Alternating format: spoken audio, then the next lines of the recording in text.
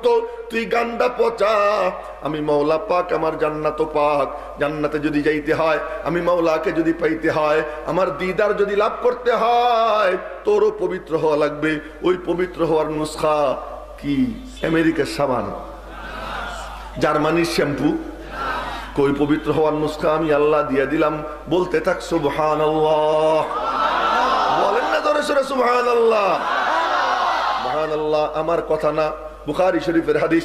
এই মনোযোগ দিয়ে শুনেন, বুখারী শরীফের হাদিস। বুখারী শরীফ কেমন কিতাব, যে কিতাবের হাদিস বলতেছি, এটা কেমন কিতাব? নিচের দিকে তাকানো যাবে না, বুড়া ছোট সব বরাবর তাকাই থাকতে হবে এই দিকে। হযরত আলী রাদিয়াল্লাহু তাআলা আনহু বলতেন যে আমরা নবীজির সামনে বসতাম, আমাদেরকে দেখে মনে হইতো মরা গাছ। মরা গাছ কি নড়েনি? হ্যাঁ, আপনাদের মাথা কেন নড়বে? ভালো করে শুনেন, মরা গাছ নড়ে না। হযরত আলীর কথা। হযরত আলীকে সাধারণ